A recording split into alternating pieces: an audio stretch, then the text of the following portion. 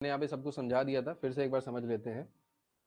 मैंने समझाया यहाँ पे ये कि अगर हम एक्सपेंशन कर रहे हैं a प्लस बी की पावर n का, जो हमने बाइनोमियल थ्योरम से किया था लास्ट क्लास में, उस एक्सपेंशन में जो फर्स्ट टर्म होता है, उस फर्स्ट टर्म में r इसकी जो वैल्यू होती है, ये जो सब्सक्रिप्ट पे लिखा है, तो अगर हम सब्सक्रिप्ट पे बोले r, तो ये जो r की वैल्यू होती है फर्स्ट टर्म के लिए वो 0 होती है, सेकेंड टर्म के लिए 1 होती है, थर्ड टर्म के लिए 2 होती है, और n टर्म के लिए, nth टर्म के लिए r की जो वैल्यू होती है वो n होती है। ठीक, अब यहां से समझने वाली बात यह है कि अगर हम यहां से कोई जनरल टर्म निकालें, जनरल टर्म मतलब first term, second term, fifth term, sixth term, हमको पूरा एक्सपेंशन नहीं चाहिए, हमको एक पर्टिकुलर टर्म पता करना है कि क्या होगा एक्सपेंशन में। सो लेट्स से अगर हमने एक्सपेंशन किया है a प्लस बी की पावर 4 और इसका हमको थर्ड टर्म पता करना है कि a प्लस बी की पावर 4 में थर्ड टर्म क्या होगा, तो हम ये कैसे पता करेंगे? तो जो भी टर्म पता करना होता है, समझिएगा, फर्स्ट टर्म में r की वैल्यू 0 होती है, सेकंड टर्म में r की वैल्यू 1 होती है, मतलब जैसे जैसे हम आगे बढ़ेंगे वैसे वैसे r की वैल्यू एक कम होती है, फर्स्ट में 0, सेकंड में 1, थर्ड में 2, तो r की वैल्यू एक कम है। तो हम क्या करते हैं, हम जो अपना जनरल टर्म होता है इसको रिप्रेजेंट करते हैं as T r plus 1। r plus 1 मतलब अगर हमको फिफ्थ टर्म निकालना है तो हम r की वैल्यू 5 नहीं डालेंगे, हम r की वैल्यू डालेंगे 4 प्लस 1।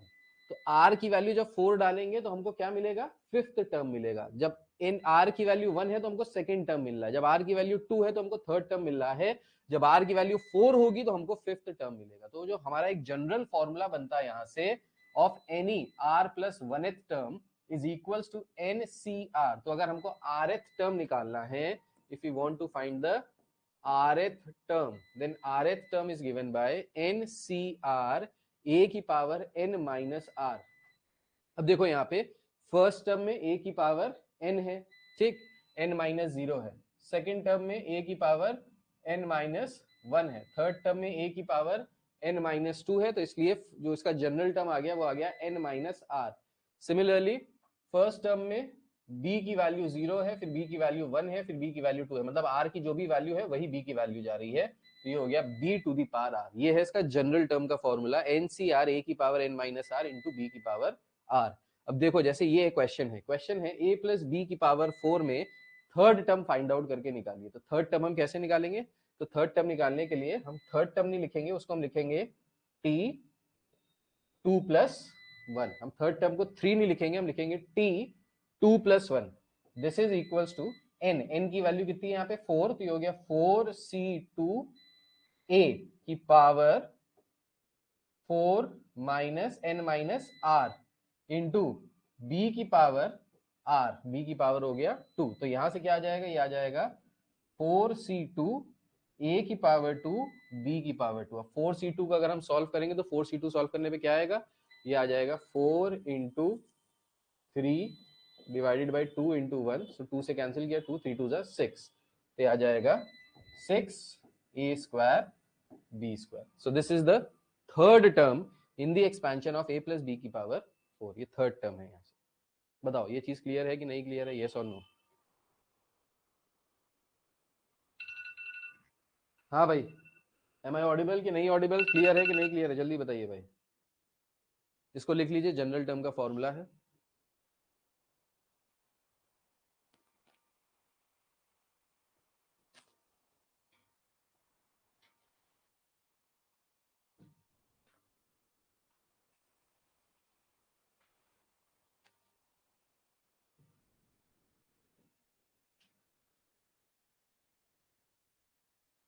ठीक है, क्लियर है, ठीक। अब आगे देखिए, अब लेट से हमको टर्म दिया है a माइनस बी की पावर n, इसका हमको rth टर्म निकालना है, ठीक।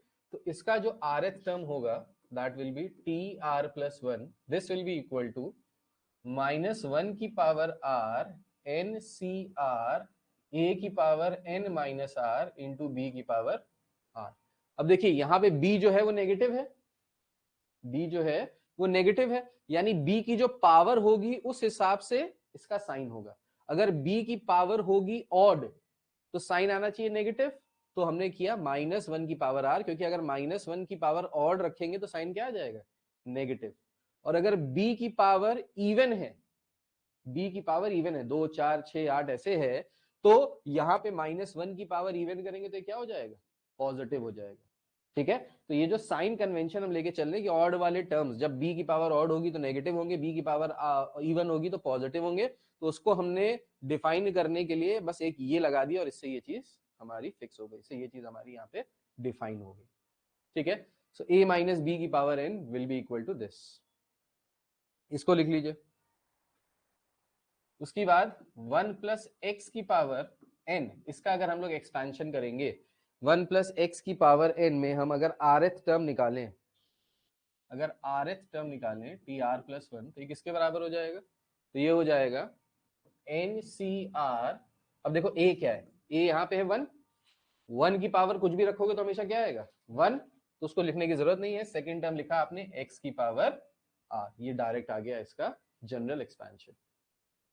ठीक है, ये आया यहीं से, ये आया इसी फॉर्मूले से, बस यहाँ पे क्योंकि 1 था तो 1 की पावर कुछ भी लिखोगे और 1 से मल्टीप्लाई करोगे तो वो कुछ भी आएगा।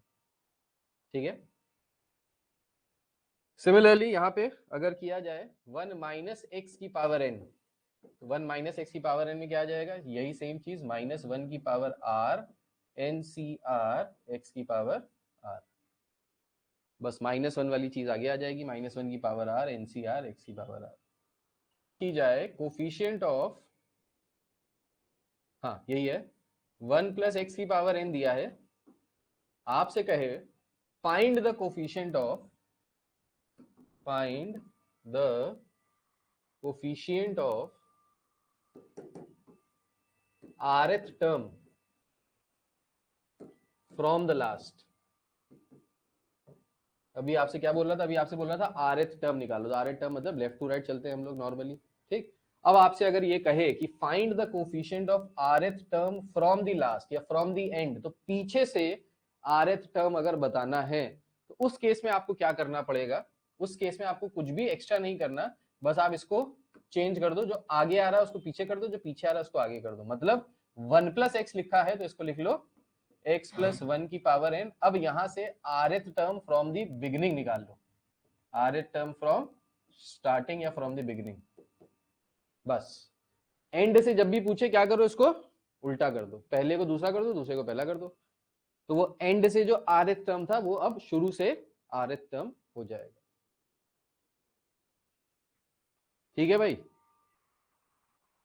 मुझे लगा 6 बजे क्लास है, भाई टाइमिंग चेंज हो गए हैं, बता चुके हैं, थोड़ा सा ध्यान रखो।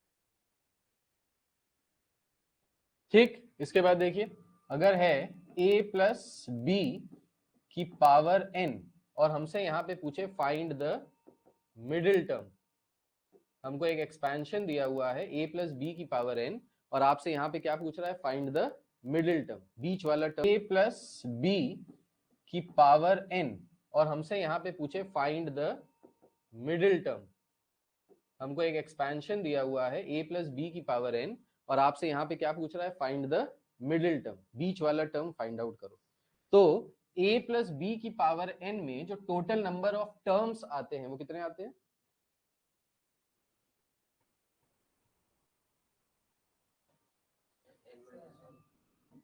n प्लस 1, एक एक्स्ट्रा आता है ना, स्क्वायर में 3 टर्म आते हैं, क्यूब में 4 टर्म आते हैं, n प्लस 1, तो a प्लस बी की पावर n प्लस 1 आ जाएगा, यानी टोटल नंबर ऑफ टर्म्स कितने आएंगे, n प्लस 1। अब समझो अगर n plus 1 number of terms आ रहे हैं और अगर n, if n is even, अगर n यहाँ पे जो पावर है वो इवन दी हुई है, यानी टोटल टर्म्स जो आएंगे वो कैसे आएंगे, ऑड आएंगे। भाई इवन में एक ऐड कर दोगे तो क्या हो जाएगा, ऑड हो जाएगा। तो अगर n इवन है तो n+1 क्या हो जाएगा, ऑड हो जाएगा। ऑड नंबर ऑफ टर्म्स में जो मिडिल टर्म होता है वो क्या होता है, ये ऑड नंबर ऑफ टर्म्स है। तो हम इस ऑड नंबर ऑफ टर्म का अगर मिडिल टर्म निकालें, जैसे अगर आपके पास 3 टर्म्स हैं तो इसका मिडिल टर्म क्या हो जाएगा, सेकंड टर्म, सेकंड टर्म हो जाएगा। अगर हमारे पास 5 टर्म्स है तो मिडिल वाला टर्म्स क्या हो जाएगा, 2 इधर 2 उधर, तीसरा टर्म। अगर हमारे पास 7 टर्म है तो कितने मिडिल टर्म हो जाएगा, 3 इधर 3 उधर, बीच में चौथा वाला term is the middle term, right. तो अगर हमारे पास n इवन है तो जो टोटल नंबर ऑफ टर्म्स आएंगे वो कैसे आएंगे, ऑड आएंगे। अब टोटल नंबर ऑफ अगर टर्म्स ऑड आ रहे हैं तो हमारा जो मिडिल टर्म होगा, जो हमारा मिडिल टर्म होगा वो क्या होगा, जो मिडिल टर्म होगा वो होगा t, ऑड में एक ऐड करो डिवाइडेड बाय 2। जैसे अगर हमको 3 टर्म्स दिए हैं तो मिडिल टर्म कौन सा है भाई, ये बीच वाला। कैसे निकालेंगे, तो हम लोग करते थे 3+1/2th टर्म, ये मीन मीडियन मोड में किया है। 3+1/2th टर्म करोगे तो क्या आएगा, सेकेंड टर्म आएगा 4/2 अगर आपको दिए हैं 1 2 3 4 5 तो 5 में से मिडिल टर्म कौन सा है, 5 में से मिडिल टर्म है ये वाला टर्म, क्योंकि 2 इधर बचे 2 इधर बचे। कैसे निकालते थे मिडिल टर्म, तो हम लोग 5 में 1 ऐड करते थे और 2 से डिवाइड करते थे, तो ये कितना आ जाएगा, ये आ जाएगा 3। बड़ी जल्दी आ गया बेटा तुम, बहुत बढ़िया, ठीक है। सो इस हिसाब से जो हमारा मिडिल टर्म आएगा वो क्या आ जाएगा, मिडिल टर्म आ जाएगा t, ये हो जाएगा क्या, ये हो जाएगा n+2/2, n+2/2, इसको अगर तोड़ के लिखेंगे तो ये हो जाएगा tn/2+1।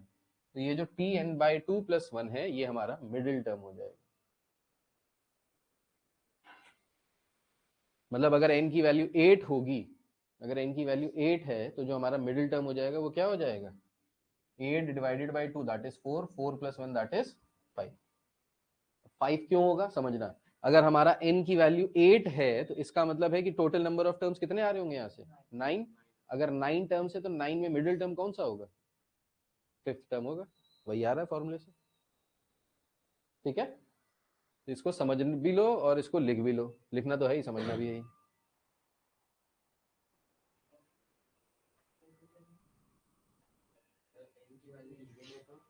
बता रहे हैं अगर n की वैल्यू इवन है तब ये है, अगर n की वैल्यू ऑड है तो क्या होगा, ये पूछ, वो होगा ये वाला tn+1/2th term and tn+1/2+1th term, ये 2 मिडिल टर्म्स होंगे यहाँ पे। तो इवन नंबर में 2 मिडिल टर्म्स होंगे, मतलब जब ऑड है, और जब इवन है तो 1 मिडिल टर्म होगा, ठीक। समझना इसको बहुत ध्यान से, n अगर इवन है तो जो नंबर ऑफ टर्म्स आएंगे वो ऑड आएंगे, n अगर ऑड है तो जो नंबर ऑफ टर्म्स आएंगे वो इवन आएंगे, और नंबर ऑफ टर्म्स के हिसाब से ही हम मिडिल वैल्यू निकालेंगे। जैसे कह रहा है find the 7th term in the expansion of, find the 7th term in the expansion of 2x cube minus 3 upon x square total की पावर 10। तो यहां पे कह रहा है find the 7th term in the expansion of this, ठीक। तो 7th term निकालना है तो समझिएगा, जब हमको rth टर्म निकालना होता है तो हम क्या लिखते हैं, t r+1, और इसका फॉर्मूला होता है NCR a की power n minus r into B की पावर r, ये जनरल टर्म का फॉर्मूला है। अब हमसे क्या कह रहा है, फाइंड द 7th टर्म। तो 7th टर्म निकालने के लिए हम इसको ब्रेक करेंगे एज t 6+1, यानी r की वैल्यू क्या हुई 6। अब इस फॉर्मूले में रख दो, n की वैल्यू क्या है, जो इसकी पावर कितनी है 10, तो ये हो गया 10c6। फर्स्ट टर्म क्या है 2x क्यूब की power 10 minus 6 into second term क्या है -3 अपॉन एक्स स्क्वायर, इसकी टोटल की पावर क्या है r का मतलब है 6, ठीक। अब इसको सॉल्व कर लेते हैं तो क्या आ जाएगा 10c6, ये हो जाएगा 2x क्यूब टोटल की power 4 -3 upon x square total की पावर 6, ठीक। अच्छा भाई 10c6 को हम लोग क्या लिख सकते हैं, 10c6 की जो वैल्यू है ये वही वैल्यू होगी जो 10c4 की होगी भाई। NCR is equal to NCN minus R, combination में बताया था। 10c4 की वैल्यू निकाल लेते हैं तो उसको 4 कदम पीछे लेके जाएंगे, 10 9 8 7 डिवाइडेड बाय 4 3 2 1, 4 2 जार 8 कैंसिल हो गया, 3 3 जार 9 7 3 जार 21 इंटू 10 210। ठीक, तो इस किसके बराबर आ गया 210। 2 की पावर 4 कितना होता है 16, x की पावर जब पावर टू दी पावर होता है तो मल्टीप्लाई हो जाता है, 4 3 जार 12, माइनस की पावर इवन है तो माइनस माइनस रहेगा कि पॉजिटिव हो जाएगा, पॉजिटिव हो जाएगा। ठीक, 3 की पावर 6, तो 3 की पावर 6 का मतलब हो गया 9 इंटू 9 इंटू 9, ये तो हुआ। ठीक, सो 729। ठीक, ये हो गया 729 डिवाइडेड बाय x की पावर 6 2 जार 12। ठीक, अब यहां से देखो x की पावर 12 से x की power 12 cancel out, seventh term निकालने के लिए तो सेवेंथ टर्म को हम ब्रेक करेंगे एज 6 प्लस 1, हम r प्लस 1th टर्म निकालते हैं। तो अगर सेवेंथ टर्म निकालना है तो सेवेंथ टर्म r प्लस 1 के बराबर होगा, तो r की वैल्यू 6 आएगी। ठीक है, अगर हमको 12वां टर्म निकालना होगा तो r की वैल्यू लिखेंगे 11 प्लस 1, अगर 10वां टर्म निकालना होगा तो लिखेंगे 9 प्लस 1। ठीक है, अगर nth टर्म निकालना होगा तो क्या लिखेंगे n प्लस 1। ठीक, ये जनरल तरीका है। हाँ सर। हाँ हाँ,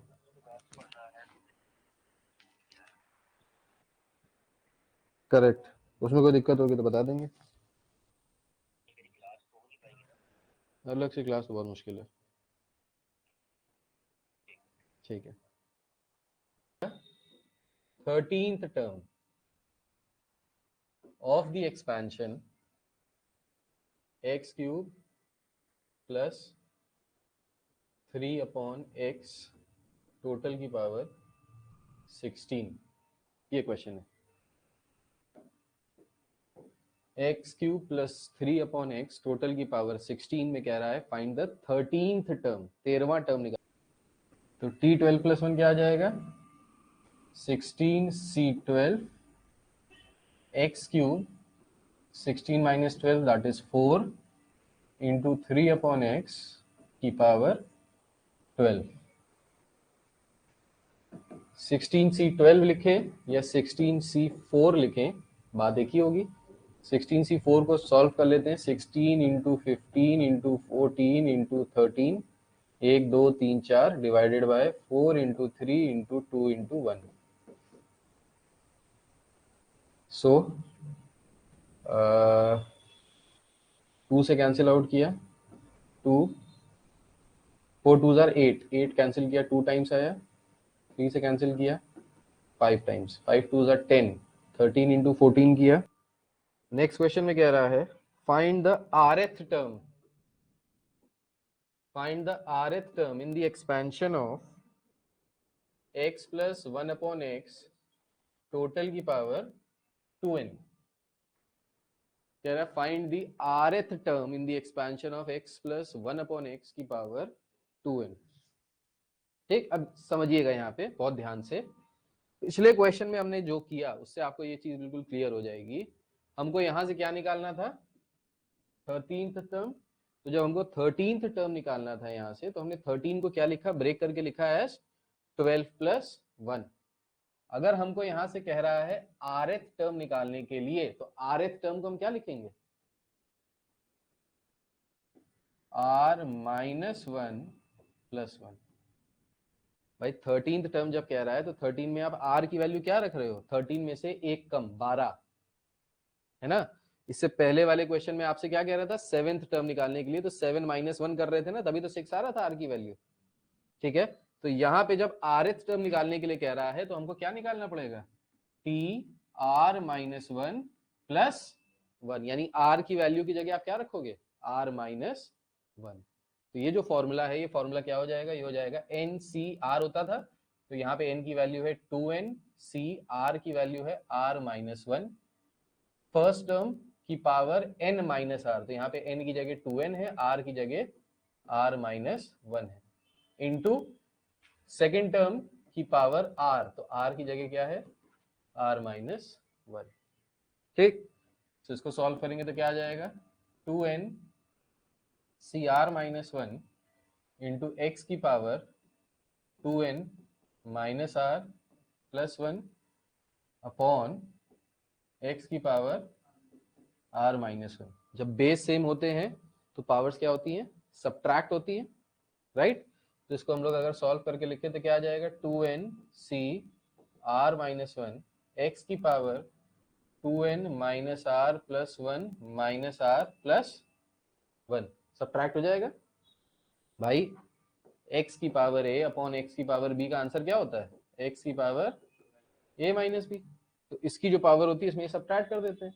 ऊपर न्यूमरेटर की पावर क्या है, 2 की power 2n minus R plus 1, इसमें सब्ट्रैक्ट क्या करेंगे, r माइनस 1। तो जब r माइनस 1 सब्ट्रैक्ट करेंगे तो r नेगेटिव हो जाएगा और माइनस 1 क्या हो जाएगा, पॉजिटिव हो जाएगा।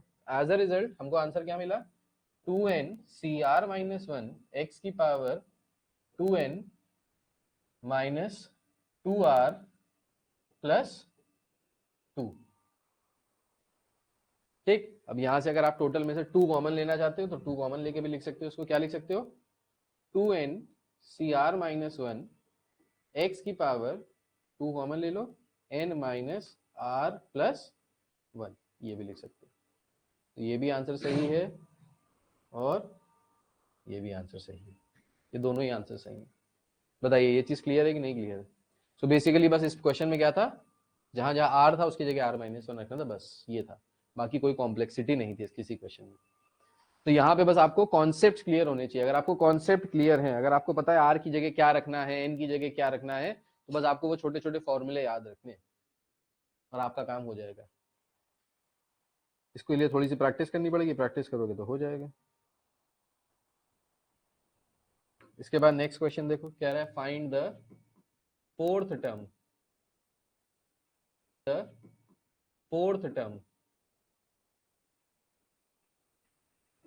from the end in the expansion of 3 upon x square minus x cube upon 3 total की पावर 9। कह रहा है find the fourth term from the and in the expansion of 3 upon x square minus X cube upon 3 की power 9। इसको try करो फिर मैं बताता हूँ। मैंने क्या बताया था, जब पीछे से टर्म निकालना है तो क्या करो, इन दोनों को उल्टा कर दो, फर्स्ट को सेकंड कर दो, सेकंड को फर्स्ट कर दो और फिर सामने से निकाल लो। ठीक है, मतलब आप इसके एक्सपेंशन को क्या कर दो, आप इसको लिख लो minus X cube by 3 plus 3 upon x square की पावर 9। अब इसमें फोर्थ टर्म निकाल लो, यानी फोर्थ टर्म हो जाएगा t3 प्लस 1। अब t3 प्लस 1 निकाल लो, इसका बताओ क्या आएगा, t3 प्लस 1 की वैल्यू निकाल लो। फॉर्मूला याद कर लीजिए जल्दी से, फॉर्मूला है एन सी आर ए की power N minus R into B की पावर आर। तुरंत याद कीजिए formula, N C R A की power N minus R into B की power are.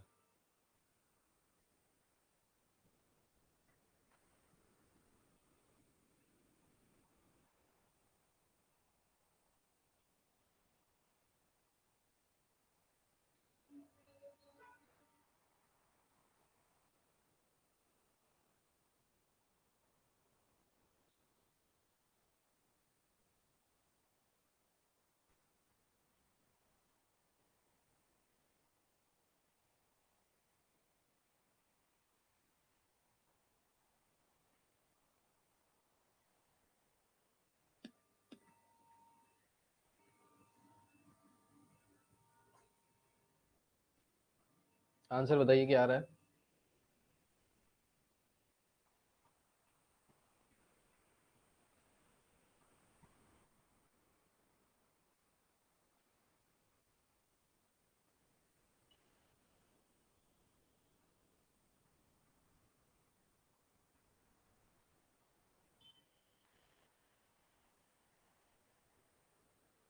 So t3 plus 1, तो ये हो जाएगा n की वैल्यू 9 c3, फर्स्ट टर्म है माइनस एक्स क्यूब अपॉन 3 की power 9 minus 3 that is 6 into 3 upon x square का क्यूब। तो इसको अगर सॉल्व करेंगे 9c3 तो ये आ जाएगा 9 into 8 into 7 divided by 3 into 2 into 1 into, अब माइनस की पावर इवन है तो वो माइनस नहीं रहेगा, पॉजिटिव हो जाएगा। 6 3 जार 18, so x की पावर 18 अपॉन 3 की पावर 6 इंटू 3 की पावर 3 अपॉन x की पावर 3 2 जार 6, ये आ जाएगा। ठीक, अब इसको यहाँ पे सॉल्व कर लेते हैं। तो 3 की पावर 6 और 3 की पावर 3 यहाँ कैंसिल हो जाएगा, तो यहाँ क्या बचेगा 3 की पावर 3।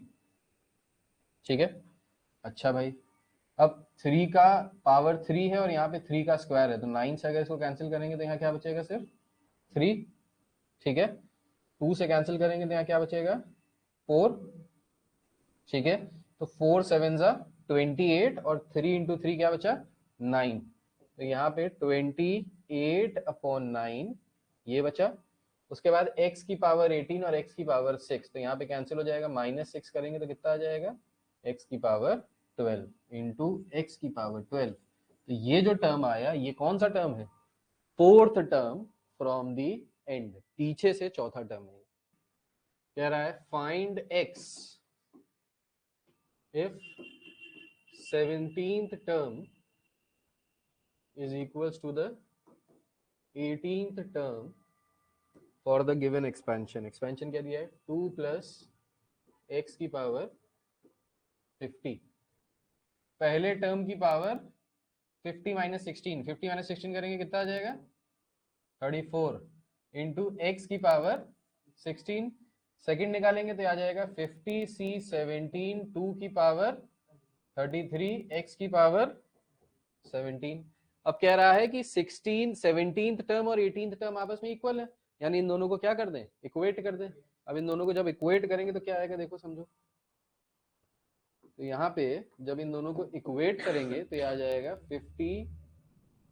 50 से 16 कितना हो जाएगा फैक्टोरियल 50 फैक्टोरियल 16 फैक्टोरियल 34 इंटू 2 की पावर 34 इंटू एक्स की power 16 is equals two factorial 50 upon factorial 17 factorial 33 2 की पावर 33 एक्स की पावर 17। ये आया फैक्टोरियल 50 से फैक्टोरियल 50 कट गया। ठीक, x की पावर 16 से यहाँ पे सिर्फ x बचेगा। ठीक है, 2 की पावर 34 और 2 की पावर 33 में से यहाँ पे सिर्फ 2 बचेगा। ठीक, फैक्टोरियल 17 में अगर 17 बाहर लेंगे तो अंदर क्या बचेगा फैक्टोरियल 16। ठीक, तो फैक्टोरियल 16 कैंसिल किया, यहाँ क्या बचा 17। सिमिलरली 34 में से 34 बाहर किया, 33 फैक्टोरियल से 33 फैक्टोरियल कैंसिल आउट हो जाएगा, यहाँ क्या बचेगा 34। तो क्या बचा हमारे पास बचा 2 upon 34 is equals to x upon 17। Cross multiply कराओ, 34 upon 34 is equals to x। x की वैल्यू कितनी आ गई, x की वैल्यू आ गई 1 के बराबर। है बढ़िया क्वेश्चन, कर लो बस इसको, लास्ट है। इसके बाद मैं कुछ क्वेश्चंस आपको होमवर्क दूंगा, बाकी आप क्वेश्चंस कर लीजिएगा।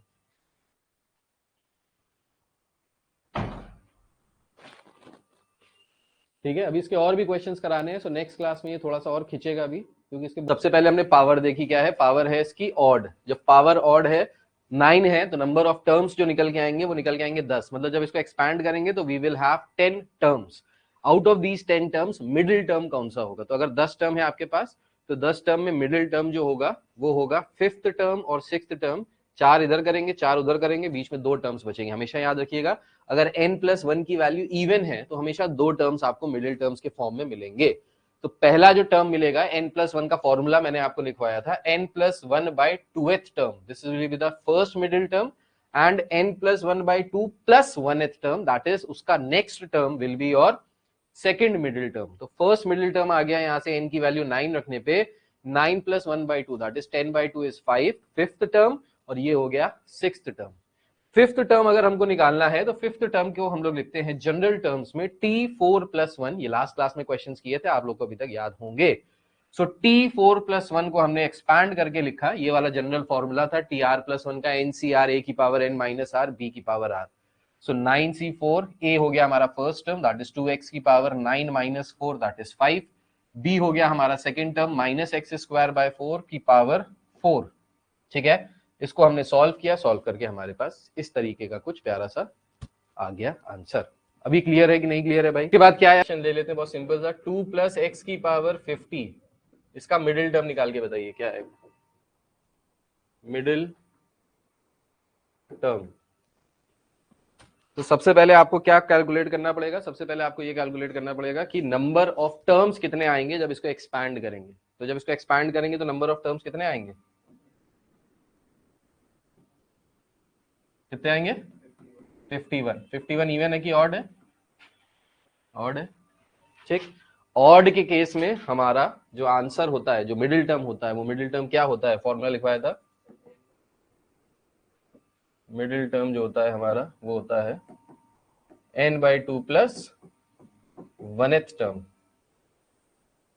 ठीक है, n/2 + 1th टर्म। तो n/2 करेंगे तो 50/2 इज 25, 25 + 1 इज 26, तो ये कितना आ जाएगा, 26th टर्म। भाई अब जाहिर सी बात है, अगर 51 टर्म्स हैं तो 25 इधर हो गए, 25 इधर हो गए, बीच में जो बचा वो कौन सा वाला टर्म बचा, 26th टर्म, राइट। तो 26th term will be the middle term. अब 26th टर्म यहां से निकाल लो, बहुत इजी है। तो 26 टर्म किसके बराबर हो जाएगा, t 25 + 1, ठीक। तो इसको एक्सपैंड कर लेंगे तो ये हो जाएगा n, that is 50c 25, first term is 2 की पावर 25 इंटू x की पावर 25, ठीक। तरीके का एक किया हुआ है जिसमें हमने नंबर ऑफ टर्म्स निकाले थे।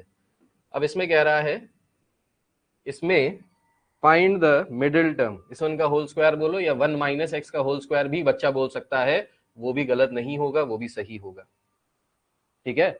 ये किसका फॉर्मूला है, x² - 2x + 1 का -1 का होल स्क्वायर।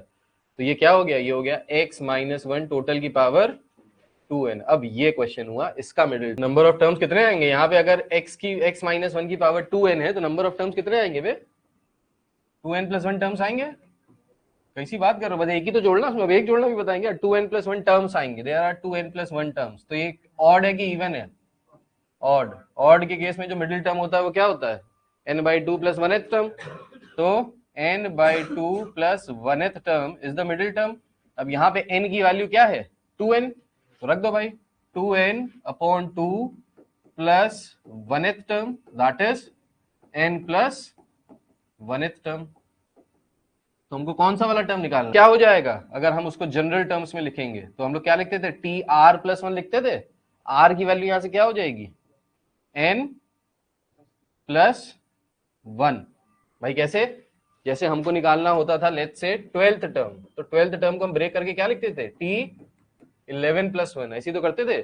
जो भी नंबर होता था उसमें एक माइनस करते थे और उसके आगे फिर +1 करके लिखते थे। तो r की वैल्यू हमारी ये होती थी 12। अगर 12th टर्म निकालना है तो हम क्या करते थे, t11 + 1 लिखते थे, 12 में एक कम करते थे और उसके आगे +1 लगा देते थे। तो n + 1 में अगर एक कम करोगे, -1 करोगे तो क्या आएगा, n + 1, ठीक। तो n + 1th टर्म निकालना है, तो n + 1th टर्म का फॉर्मूला क्या हो जाएगा, इसका फॉर्मूला हो जाएगा n, that is 2n c r, r की वैल्यू कितनी हो गई, n इंटू फर्स्ट टर्म की power n, 2n - n, first term क्या है यहाँ पे, फर्स्ट टर्म है यहाँ पे x, x की power 2n - n into second term, second term क्या है, -1 टोटल की पावर n। यहाँ पे आपको बस ये नहीं पता कि n इवन है कि n ऑड है, तो इसलिए आपको इसको ऐसे ही छोड़ना पड़ेगा। इसको थोड़ा सा सॉल्व कर लेंगे तो आ जाएगा 2n cn x की पावर 2n -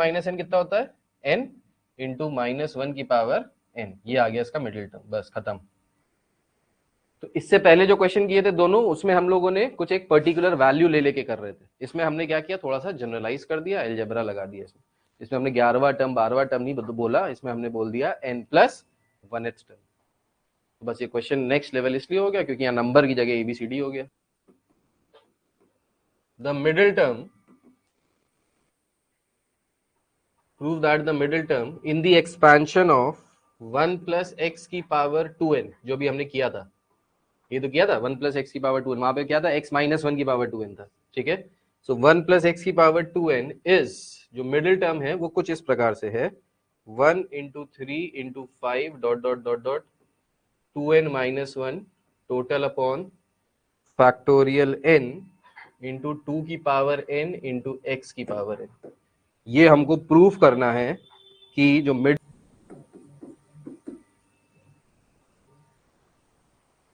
भाई मिडिल टर्म इसमें क्या आएगा, वही आएगा जो यहाँ पे आ रहा था। देखिए सेम चीज चल रही है, यहाँ पे भी पावर क्या थी, 2n थी। इस वाले क्वेश्चन में भी पावर क्या है, 2n है। तो जब 2n पावर है, इसका मतलब जब हम लोग एक्सपैंड करेंगे तो 2n प्लस 1 टर्म्स आएंगे, दैट इज ऑड। अगर ऑड टर्म आते हैं तो हमारा जो मिडिल टर्म होता है that is given by 2n upon 2 plus 1। तो 2n अपॉन 2 प्लस 1 करोगे तो क्या आएगा, n plus 1th term. So that means n plus 1th term is the middle term, पहली चीज। अब अगर n plus 1th term is the middle term, तो अगर हम इसको जनरल एक्सपेंशन में लिखे तो इसको क्या लिखेंगे, टी एन प्लस 1। तो हमको टी एन प्लस 1 टर्म निकालना है यहाँ पे। अब टी एन प्लस 1 टर्म निकालेंगे तो क्या आ जाएगा, 2n C N, first term is 1 की power 2n minus n, that is n into x की पावर n। ये आएगा 1 की पावर, आप कुछ भी रखिए, अब यहां से समझिएगा, यहां से आप नहीं कर पाएंगे। 1 की पावर कुछ भी रखिए वो हमेशा क्या होगा, 1 होगा। ठीक, अच्छा हमको जो प्रूफ करना है उसमें कुछ इस तरीके से आ रहा है और x की पावर n आ रहा है। तो ये जो x की पावर n है ये तो प्रूफ दैट वाला हमको मिल गया है। ठीक है, तो आप यहाँ पे सांस छोड़ सकते हैं कि हाँ ये इतना तो मैंने निकाल लिया। अब बची हुई चीज निकालनी है आपको।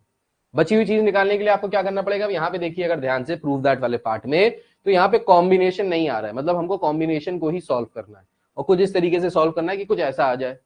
तो कॉम्बिनेशन को हम यहाँ पे एक्सपैंड करेंगे। कैसे एक्सपैंड करेंगे, बेसिक कॉम्बिनेशन वाला फॉर्मूला लगा के, थोड़ा लंबा है मैं इसको यहाँ कोपचे में लिख रहा हूँ।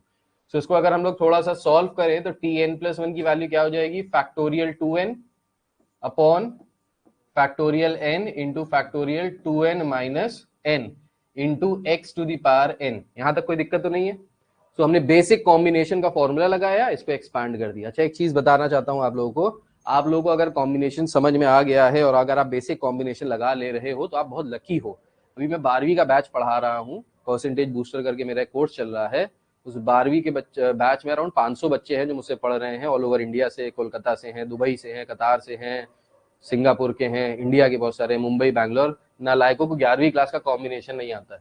प्रोबेबिलिटी पढ़ाना शुरू किया, उन्होंने छीके निकल गए कि सर कॉम्बिनेशन बता दीजिए, कॉम्बिनेशन नहीं आता है।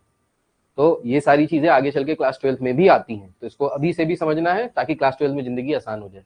ठीक है, इसको अगर हम थोड़ा सा और सॉल्व करेंगे तो ये सॉल्व करके क्या आ जाएगा, इसको हम ऐसे ही रहने देते हैं, फैक्टोरियल 2n, इसको हमने लिख लिया factorial n, 2n minus n करेंगे तो क्या आ जाएगा, factorial n। Factorial n into factorial n करेंगे तो हम इसको ये भी लिख सकते हैं ना, फैक्टोरियल n का होल स्क्वायर। भाई लिख सकते हैं कि नहीं लिख सकते, number multiplied by itself is a square. ठीक है, into x to the power n। ठीक, तो नीचे जो फैक्टोरियल n चाहिए था वैसा कुछ कुछ आ रहा है।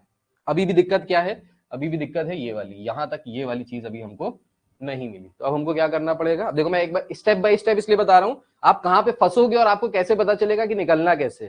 ठीक है, बहुत सारे क्वेश्चन बच्चों के यही होते हैं कि सर आपको तो पता था इसे करना, हमको कैसे पता चलेगा, हमको कैसे पता चलेगा कि इस क्वेश्चन में ये करना है। तो ये प्रूफ दैट से पता चलेगा।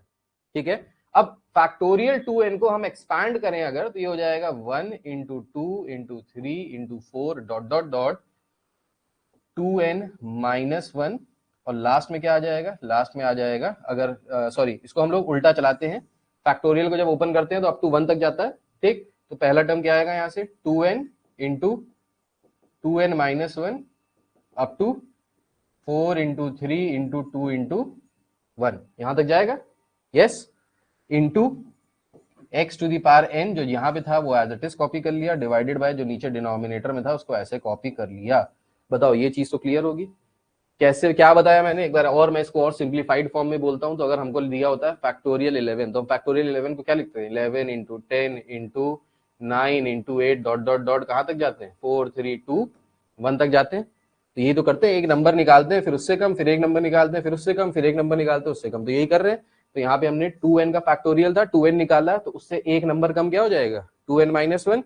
अब हमको 2n माइनस 1 यहाँ पे चाहिए था, इसलिए हम लोग इसके आगे नहीं गए, 2n माइनस 2 नहीं लिखा, क्योंकि जो प्रूफ दैट था उसमें 2n माइनस 1 तक में काम चल रहा है। तो 2n माइनस 1 तक किया, फिर डॉट डॉट डॉट लगाया, 4 into 3 into 2 into 1 into X की पावर n, ये आ गया। यहां तक किसी को कोई दिक्कत तो नहीं है, परेशानी तो नहीं है भाई। ऑनलाइन वाले प्यारे बच्चों जल्दी से बताओ। मतलब ऐसा नहीं है कि ऑफलाइन वाले प्यारे नहीं है, मैं ऐसे ही बोल देता हूँ, मतलब ऑफलाइन वाले तो बहुत ही प्यारे हैं, ऑनलाइन वाले भी प्यारे हैं। ऑफलाइन वाले नाराज हो गए कि नहीं सर हम प्यारे नहीं है क्या। बताओ भाई, इतने प्यारे प्यारे बच्चे फेमस है भाई स्कूल में, लड़कियों के बीच में ज्यादा फेमस है। निष्ठा क्लियर है? और कुछ तो ऐसे फेमस है कि मतलब उनके स्कूल में लड़कियां नहीं है पर दूसरे स्कूलों में फेमस है। सर एक बार 4x3x2x1 वाला बता दीजिए सार्थक भाई। ठीक है, फिर से देखो भाई, 4x3x2x1 कैसे आया ये समझो। अगर हमको सार्थक भाई निकालना है फैक्टोरियल 6, तो फैक्टोरियल 6 को हम क्या लिखते हैं, 6x5x4x3x2x1। ये फैक्टोरियल खत्म कहां पे होता है जाके, ये खत्म होता है जाके 1 पे। ठीक है, तो अगर हमको फैक्टोरियल 2n निकालना है तो फैक्टोरियल 2n कैसे निकालेंगे, तो 2n बाहर किया, अंदर बचा 2n-1, फिर 2n-1 किया, फिर 2n-2, फिर 2n-2 बाहर किया तो 2n-3, फिर 2n-3 बाहर किया तो 2n-4, ऐसे कम होता जाएगा एक एक करके, और लास्ट में कहां तक पहुंच जाएगा, 4x3x2x1, 1 तक ही तो जाएगा। बोलो हाँ या ना, ये चीज क्लियर है कि नहीं क्लियर है सार्थक भाई? यस और नो? क्लियर है सार्थक? अगर क्लियर है तो इसके आगे देखिए फिर। अब यहां से हमको 2n-1 चाहिए, मिल गया सर। 2n नहीं चाहिए सर, क्या किया जाए, हमको 2 की पावर n चाहिए सर, और नीचे फैक्टोरियल n चाहिए। चलिए तो अब इसको क्या करते हैं, इसको थोड़ा सा ब्रेक करके लिखते हैं। यहाँ पे देखिए, ये यहाँ से क्लाइमैक्स है मूवी का, जैसे मूवी में क्लाइमैक्स होता है, यहाँ से स्टोरी बदल जाती है, हीरो जिंदा हो गया और विधवा माँ जो है वो मर गई, इस तरह की कुछ चीजें होती है। तो यहाँ पे देखिए इस तरीके से चल रहा है, यहाँ पे स्टोरी चेंज हो जाएगी। अब यहाँ पे आप क्या कीजिए, क्योंकि क्वेश्चन में दिया है 1x3x5, that is odd terms का मल्टीप्लीकेशन चल रहा है। हम क्या करते हैं, यहाँ से जितने भी ऑड टर्म्स है उन ऑड टर्म्स को बाहर निकालते हैं। तो अगर ऑड टर्म्स को बाहर निकालेंगे तो पहला ऑड टर्म हो गया 1, दूसरा ऑड टर्म हो गया 3, फिर ऑड टर्म हो जाएगा इसके बाद 5, ठीक है, dot dot dot up to. अब ये जो 2n होगा ये इवन होगा कि ऑड होगा? इवन होगा भाई, किसी भी नंबर को 2 से मल्टीप्लाई करो वो इवन ही होता है। तो 2n-1 जो होगा वो क्या होगा, ऑड। तो that means this is the last odd term. तो ये डॉट डॉट डॉट डॉट करते हुए कहां तक जाएगा, 2n-1 तक जाएगा। क्लियर है यहां तक? अब 2n-1 तक जाएगा, ये सारे कैसे आपस में मल्टीप्लीकेशन में, इस डॉट डॉट डॉट का मतलब मल्टीप्लीकेशन है, डेसिमल नहीं है। ठीक, ये सब मल्टीप्लाई हो रहे हैं, तो सर बाकी नंबर भी तो मल्टीप्लाई करने हैं। हाँ, बाकी नंबर भी मल्टीप्लाई करेंगे। बाकी नंबर कौन कौन से बचे, अब इवन नंबर्स बचे। तो इवन नंबर्स में कौन कौन से बचेंगे भाई, 2, 4, 6 up to 2n, very good, up to 2n। और इसमें क्या मल्टीप्लाइड था, ऑलरेडी कोपचे में चल रहा था, x to the power n, ये तो था ही, x to the power n total upon factorial n का होल स्क्वायर। अब बताओ यहां तक क्लियर है कि नहीं क्लियर? ये चीज क्लियर है? तो हमने क्या किया, इवन वालों को एक तरफ किया, ऑड वालों को एक तरफ किया। अब आगे देखिएगा, इसके आगे अभी लिखिए नहीं, लिखने की कोई जरूरत नहीं, बस समझते रहो। यहाँ पे समझ गए तो बस सब लिख लोगे, समझ गए तो खुद कर लोगे, नहीं समझ पाए तो जितना लिख लो नहीं समझ में आएगा। फिर यहां तक कर लिया। अच्छा, अब हमको जो प्रूफ करना था वो प्रूफ वाली चीज भी देख लेते हैं भाई।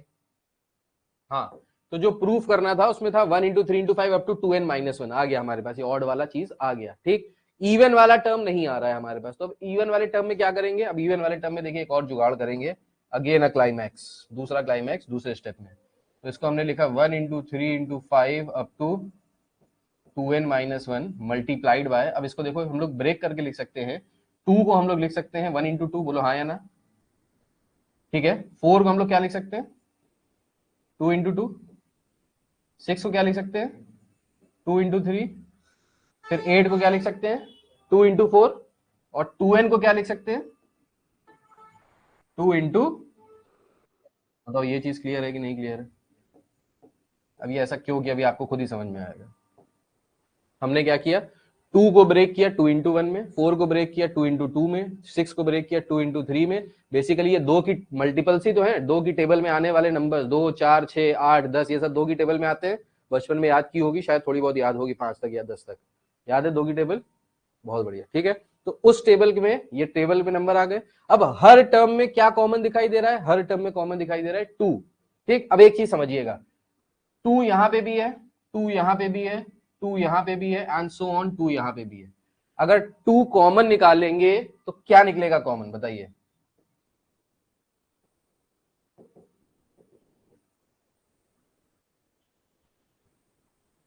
इसको मैं यहां लिख देता हूं, x to the power n 1x3x5 dot dot dot dot 2n-1 into, अब देखिए यहां से अगर 2 कॉमन निकालेंगे तो 2 हम लोग वैसे कैसे कॉमन निकालेंगे, एक 2 यहां से कॉमन निकलेगा, एक 2 यहां से कॉमन निकलेगा, एक 2 यहां से कॉमन निकलेगा, तो टोटल जो 2 कॉमन निकल रहे हैं वो एक 2 कॉमन नहीं निकल रहा है, क्योंकि 2 इंटू 2 इंटू 2 ये सब मल्टीप्लीकेशन है, बीच में एडिशन का साइन नहीं है। अगर एडिशन का साइन होता तो सिर्फ 2 बाहर आ जाता, ये बचता 1 plus 2 plus 3 up to n। Plus का साइन नहीं है, माइंडेड, बीच में किसका है, मल्टीप्लीकेशन का साइन है। तो 1 2 यहां से बाहर निकलेगा, इंटू 1 2 यहां से बाहर निकलेगा, इंटू 1 2 यहां से बाहर निकलेगा, टोटल कितने बाहर निकलेंगे यहाँ से, 2 की पावर n, क्योंकि कितने नंबर ऑफ टर्म्स हैं, n नंबर ऑफ टर्म्स हैं। तो अगर हर टर्म से 2 2 बाहर निकल रहा है, याद नहीं पी पाएंगे, अगर हर टर्म से 2 2 बाहर निकल रहा है तो टोटल n टर्म से, तो टोटल कितने बाहर आए, 2 की पावर n। अब अंदर क्या बचेगा ये समझिएगा, तो एक 2 बचा, तो यहाँ पे बचा 1, फिर एक 2 वहां से निकला, क्या बचा 2, एक 2 वहां से निकला, क्या बचा 3, अप टू लास्ट में क्या बचेगा n, divided by factorial n का होल स्क्वायर। बताओ भाई यहां तक क्लियर है कि नहीं क्लियर है, पहले तो ये बताओ। सर एक बार 4 इंटू 3 इंटू 2 इंटू 1 बता दीजिए, वो तो बता दिया भाई, हाँ सार्थक समझ में आ गया। अब यहाँ पे बताओ इन दोनों स्टेप्स में कोई दिक्कत है, जो दोनों हरे भरे स्टेप है, दोनों हरे भरे स्टेप में किसी को कोई दिक्कत कोई परेशानी?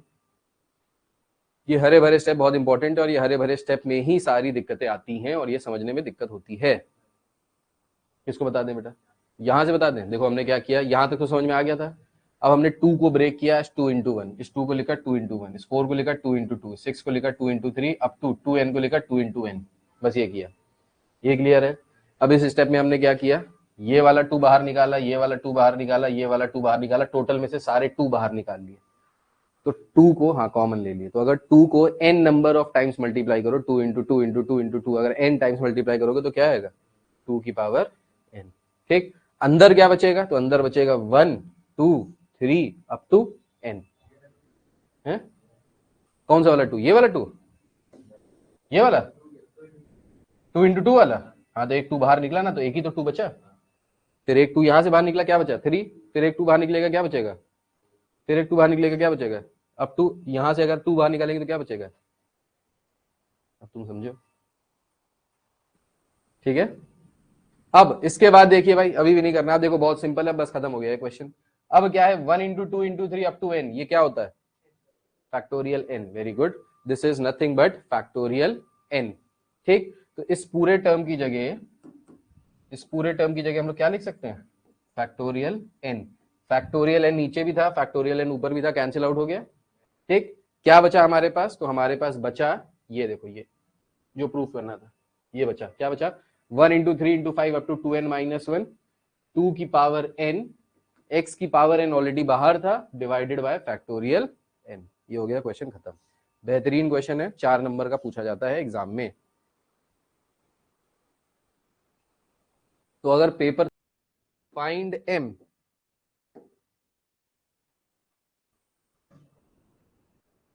for which the coefficient of x square, coefficient of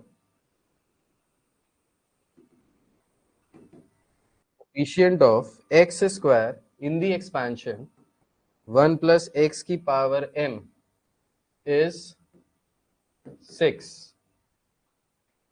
सो देखिए इस क्वेश्चन में क्या कह रहा है, इस क्वेश्चन में कह रहा है, ये प्यारा क्वेश्चन है, ऐसे क्वेश्चन आते हैं, अगर इजी पेपर या मॉडरेट पेपर देंगे तो ऐसे क्वेश्चन आते हैं। कह रहा है कि m की वैल्यू निकालो, अगर हमको ये पता है कि जो एक्स स्क्वायर का कोफिशिएंट है वो 6 के बराबर है। ठीक है, एक्स स्क्वायर का जो कोफिशिएंट है वो किसके बराबर है, 6 के बराबर है। ठीक, करो ट्राई करो, एक्स स्क्वायर का कोफिशिएंट 6 के बराबर है, m की वैल्यू निकाल, 1 प्लस एक्स की पावर n में जो कोफिशिएंट होगा n का वो हो जाएगा NCR। ऐसा देखो कुछ फॉर्मूला लिखवाया है, coefficient of rth term is equal to NCR।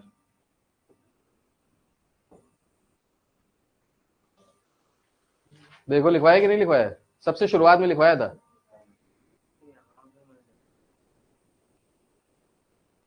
हाँ ये देखो, ये लिखा है, कहाँ लिखा है, find coefficient of rth term from the last, ये तो लास्ट से था, वो तो हाँ वो चीज अलग बताई थी, ये बताया था देखो यहाँ पे 1 प्लस एक्स की पावर n में जो कोफिशिएंट आएगा rth टर्म का वो आ जाएगा NCR, x की पावर r होता है। ठीक है भाई, इसका अगर जनरल एक्सपेंशन करेंगे, देखिए अगर नहीं भी याद है ना फॉर्मूला, तो आप यहाँ से फॉर्मूला बना सकते हो, कैसे बना सकते हो ये भी समझ लो। तो जैसे 1 प्लस एक्स की पावर n है, तो इसमें अगर हम rth टर्म निकालें तो rth टर्म का फॉर्मूला क्या हो जाएगा, जनरल rth टर्म का फॉर्मूला हो जाएगा NCR, फर्स्ट टर्म है 1, 1 की पावर कुछ भी रख लो, 1 ही, और सेकंड वाले की पावर r। तो अगर 1 को कुछ भी रखो 1 ही रहेगा, इसको हटा दो तो यहां से क्या आ गया NCR x की पावर r। अब ये समझो, कह रहा है कि find the coefficient of x square. किसका कोफिशिएंट निकालना है? एक्स स्क्वायर का। तो एक्स स्क्वायर कब बनेगा? जब r की वैल्यू क्या रखोगे कि वो एक्स स्क्वायर बन जाए? 2। बहुत कॉमन सी चीज है। अगर हमको x की पावर r दिया है and this is equals to x square, तो r की वैल्यू यहां से क्या आ जाएगी? 2 के बराबर। भाई r की वैल्यू जब 2 रखेंगे तभी तो एक्स स्क्वायर बनेगा। तो r की वैल्यू यहां पे क्या रखनी है? 2। तो इसका जो कोफिशिएंट है वो क्या आ जाएगा? NCR। ये है कोफिशिएंट किसका? x की पावर r का। हमको x की पावर r नहीं चाहिए, हमको चाहिए एक्स स्क्वायर। तो यानी r की जगह क्या रख दें? 2 रख दें तो हमको एक्स स्क्वायर मिल जाएगा। तो इसका जो कोफिशिएंट आएगा वो क्या आ जाएगा? NC2। तो ये आ गया इसका कोफिशिएंट। किसका कोफिशिएंट? एक्स स्क्वायर का कोफिशिएंट। और ये किसके बराबर दिया है? ये बराबर दिया है 6 के। अब इसको सॉल्व कर सकते हो। कैसे सॉल्व करोगे? तो इसको लिख सकते हैं n into n minus 1 2 into 1 is equal to 6। ठीक। सो क्रॉस मल्टीप्लाई कराया, 6 2 12 हो गया। यहां से आ गया n square minus n minus 12 is equal to 0। ये क्या बन गई? क्वाड्रेटिक इक्वेशन बन गई। ठीक है। अब जब ये क्वाड्रेटिक इक्वेशन बन गई तो यहां से किसकी वैल्यू निकाल लेंगे? n की वैल्यू निकाल लेंगे। ठीक। n नहीं, हमको क्या निकालना था? m की वैल्यू निकालनी थी ना। हाँ ठीक है। तो यहाँ पे अच्छा इसकी पावर m था तो ये n की जगह m दिया हुआ है। m है, m है, m है। Find the value of a। a की वैल्यू निकालनी है। Find a if the coefficient of x square and x cube are equal। coefficient of x square and x cube are equal। किसमें? in the expansion of 3 plus ax की power 9 form में नहीं है। 1 plus x की power n वाला नहीं है, तो NCR डायरेक्ट नहीं आएगा। इसमें आपको वही करना पड़ेगा जो जुगाड़ मैंने अभी आपको बताया था। क्या जुगाड़ करना पड़ेगा? सो कोफिशिएंट ऑफ एक्स स्क्वायर निकालना है। तो एक्स स्क्वायर का कोफिशिएंट कैसे निकालेंगे? तो इसका अगर जनरल एक्सपेंशन देखें तो general expansion TR+1, general expansion क्या आएगा? ये आ जाएगा 9CR 3 की power 9 minus r into AX की पावर r। ये चीज क्लियर है? General expansion. अब हमको किसका कोफिशिएंट निकालना है? एक्स स्क्वायर का। अब अगर एक्स स्क्वायर का कोफिशिएंट निकालना है तो बताओ ये एक्स स्क्वायर कैसे बनेगा? जब r की वैल्यू क्या हो? r की वैल्यू 2 हो, तब ये एक्स स्क्वायर बनेगा। और एक्स क्यूब कब बनेगा? जब r की वैल्यू 3 हो। तो बेसिकली हमको निकालना क्या है यहाँ से? हमको यहाँ से निकालना है t2+1 एंड t3+1 इसका कोफिशिएंट, क्योंकि कह रहा है दोनों का कोफिशिएंट इक्वल है। तो पहले t2+1 पूरा टर्म निकाल लेते हैं, फिर कोफिशिएंट तो कर ही लेंगे अलग, x वाला अलग कर देंगे, बाकी सब एक तरफ हो जाएगा। तो अब देखिए, अगर इसका t2+1 निकालें तो यहाँ r की जगह क्या रखना है? सिर्फ 2। तो हो जाएगा 9c2 3 की पावर 7 इंटू a की पावर 2 इंटू एक्स की पावर 2। ये तो आएगा भाई। a इंटू एक्स की पावर 2 आता है, इसको अलग अलग करके भी लिख सकते हैं। अब हमको क्या निकालना है? एक्स स्क्वायर का कोफिशिएंट। कोफिशिएंट मतलब एक्स स्क्वायर को छोड़ के बाकी जो भी बचा वो सब कोफिशिएंट में आ जाएगा। तो अगर एक्स स्क्वायर को यहां से हटा दिया जाए, बाकी टर्म्स को ले लिया जाए, तो बाकी टर्म्स क्या हो गए? ये हो गए। एक्स स्क्वायर को कोने में करो, बाकी सब ये हो गए। सिमिलरली t3+1 अगर निकालेंगे तो r की वैल्यू क्या रखनी होगी? 3। तो r की वैल्यू 3 रख लेते हैं, तो ये हो गया 9c3 3 की पावर 6 a की पावर 3 इंटू एक्स का क्यूब। अब हमको फिर से यहां से क्या चाहिए? कोफिशिएंट चाहिए। तो कोफिशिएंट के लिए हमने क्या किया? एक्स क्यूब को कोपचे में किया, बाकी सब एक तरफ हो गए। अब हमसे क्वेश्चन में कह रहा है the coefficient of x square and x cube are equal. क्योंकि यहाँ पे दोनों के कोफिशिएंट इक्वल है तो इन दोनों को क्या कर लेंगे? इक्वेट कर देंगे, और किसकी वैल्यू आ जाएगी? ए की वैल्यू आ जाएगी। सॉल्व करो और बताओ क्या आ रहा है। से हो जाएगा 9c2 3 की power 7 a square is equal to 9c3 3 की power 6 a cube. So a square से ये कैंसिल हो गया, ए बचेगा। 3 की पावर 7 यहाँ पे 3 की पावर 6 से कैंसिल हो गई, 3 बचेगा। 9c2 को लिख सकते हैं factorial 9 upon factorial 2 into factorial 7। यहाँ पे बचा 3 इज इक्वल्स टू 9c3 हो जाएगा फैक्टोरियल 9 फैक्टोरियल 3 फैक्टोरियल 6, और यहाँ पे बचा a। फैक्टोरियल 9 से फैक्टोरियल 9 कैंसिल हो जाएगा। फैक्टोरियल 7 में से अगर 7 बाहर निकालेंगे तो अंदर बचेगा फैक्टोरियल 6, फैक्टोरियल 6 से बाहर कैंसिल हो गया, 3 बाहर निकालेंगे, अंदर बचेगा फैक्टोरियल 2, फैक्टोरियल 2 से कैंसिल हो गया, तो यहाँ से बचा 3/7 is equals to a/3, a की वैल्यू कितनी आ गई 9/7, बस खत्म। You have to find the value of p if the middle term in the expansion is, if the middle term in the expansion of p/2 plus 2 की power 8 is 1120। चलिए p की value निकालिए। अगर टर्म का जो middle term है वो 1120 के बराबर है, हो जाएगा मिडिल टर्म हो जाएगा n/2 प्लस 1th टर्म, होगा कि नहीं होगा, तो 8/2 करेंगे तो आएगा 4, 4 प्लस 1 यानी 5th टर्म। तो जो हमारा 5th टर्म होगा यही हमारा मिडिल टर्म होगा, middle term is the 5th term. तो अगर 5th टर्म निकालेंगे तो ये हो जाएगा t 4 plus 1 which is equals to n, that is 8c4 p/2 की पावर 4 into 2 की power 4 and this is equals to 1120। ठीक है, तो यहाँ पे 2 की पावर 4 से 2 की पावर 4 कैंसिल आउट हो जाएगा, 8c4 p की पावर 4 1120 के बराबर है। 8c4 की वैल्यू निकालेंगे तो क्या आ जाएगा 70 इंटू p की पावर 4 इज इक्वल्स टू 1120। सो p की power 4 is equals to 1120 divided by 70, शून्य से शून्य काटा, 7 से काटा, 16 टाइम्स आ गया। ठीक है, सो p की वैल्यू कितनी आ जाएगी 4th रूट ऑफ 16। तो 4th रूट ऑफ 16, 16 के फैक्टर्स निकालेंगे, उनको आप ग्रुप में बनाएंगे 4 4 के ग्रुप में, तो आंसर आ जाएगा 2 के बराबर। सो p की वैल्यू आ गई। बेहतरीन क्वेश्चन है, कह रहा है find k so that the term independent of x in the expansion of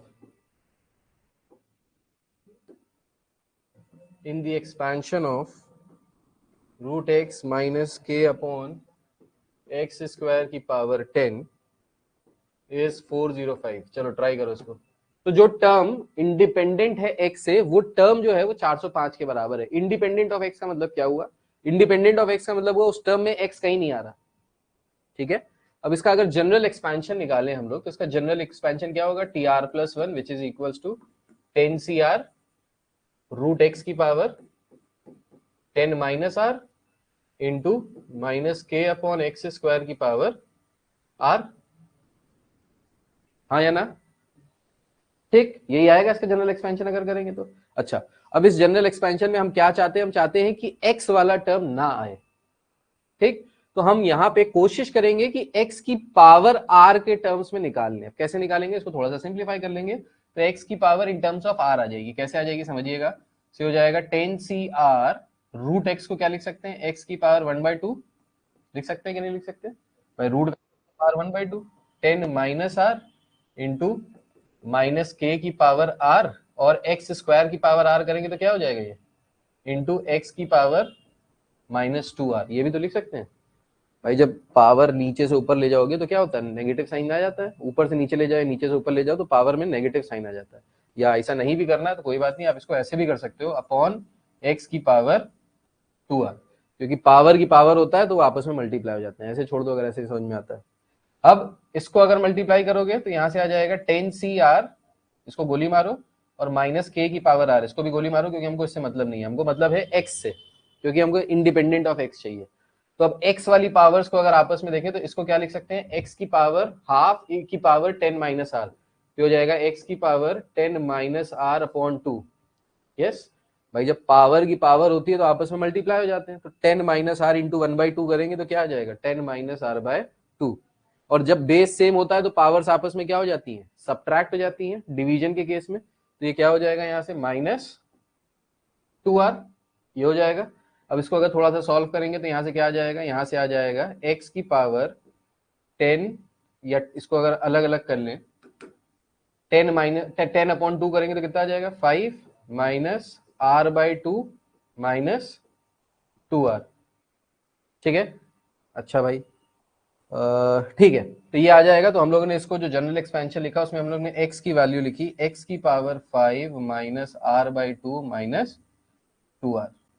ये आ गया हमारा जनरल टर्म का एक्सपेंशन, जिसमें हमने x एक तरफ कर लिया, सारे x वाला एक तरफ कर लिया, बाकी सब एक तरफ कर लिया। अब हमसे क्वेश्चन में कह रहा है find the value of k so that the term is independent of x। Independent of x मतलब x से x नहीं होना चाहिए। x नहीं होना चाहिए का मतलब क्या है, यहाँ पे इस टर्म में x की वैल्यू, x की जो पावर होगी वो क्या होगी, जीरो। भाई अगर x की पावर जीरो हो जाती है तो वो 1 के बराबर हो जाता है, that term will be independent of x। तो अब हम क्या करेंगे, यहाँ पे ये जो हमने इतना सॉल्व किया है ये वाला पार्ट, इसको किससे इक्वेट कर दे, जीरो से, तो हमको r की वैल्यू मिल जाएगी। तो यहाँ से since the term is independent of x, therefore 5 minus r by 2 minus 2r will be equal to zero. ये किसके बराबर हो जाएगा, जीरो। ये चीज क्लियर है, हाँ या ना, क्लियर है ना।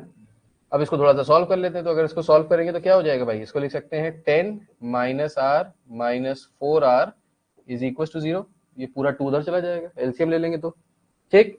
माइनस r माइनस 4r कितना हो गया, माइनस 5r, माइनस 5r को उधर ले जाओ तो 10 is equal to 5r। r की वैल्यू क्या आ गई यहाँ से 2।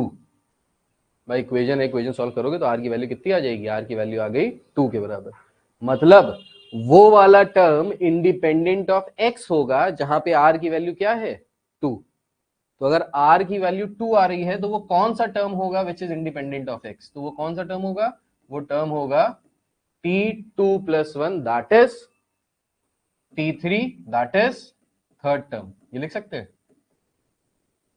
भाई, r की वैल्यू अगर 2 आई है तो वो 2 का मतलब क्या है, 2 प्लस 1 वाला जो टर्म होगा वो इंडिपेंडेंट ऑफ x होगा। तो वो जो टर्म होगा वो क्या होगा, बेसिकली थर्ड टर्म ही तो होगा।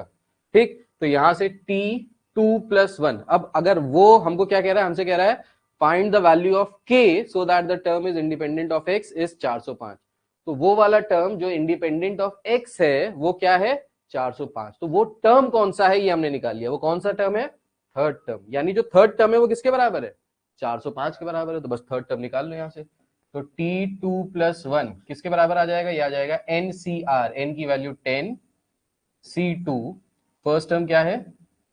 अब देखो यहाँ पे ये फर्स्ट टर्म और ये एक्स स्क्वायर तो लिखने की जरूरत ही नहीं है। क्यों लिखने की जरूरत नहीं, क्योंकि ये कट पिट के सब क्या हो जाएगा, जीरो ही तो हो जाएगा भाई, क्योंकि इंडिपेंडेंट ऑफ एक्स है, जीरो हो जाएगा। तो यहाँ पे बचेगा क्या, यहाँ पे सिर्फ बचेगा ये वाला 10CR माइनस के की पावर r, ये वाली चीज बचेगी। ठीक है, तो हमने इसको लिखा 10C2 माइनस के की पावर 2। ठीक है, ये आ गया हमारा थर्ड टर्म।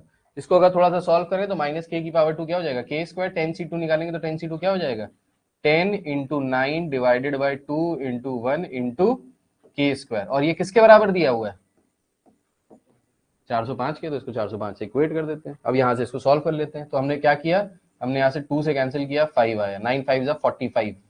ठीक, 45 उधर गया तो ये हो गया k square is equal to 405 upon 45। 5 से कैंसिल किया, 5 9 times, 5 8 times is 40 and 5 1 times. ठीक, 9 से कैंसिल किया, 9 9 जार 81। तो के स्क्वायर की वैल्यू क्या आ गई 9। तो के की वैल्यू क्या आ जाएगी यहाँ से 3। के की वैल्यू क्या आ गई 3। ठीक, इनफैक्ट के की वैल्यू यहाँ से 2 आ सकती है, प्लस माइनस 3 कुछ भी आ सकती है ना। के की वैल्यू आ जाएगी यहाँ से प्लस माइनस 3, क्योंकि के स्क्वायर 9 के बराबर है तो minus.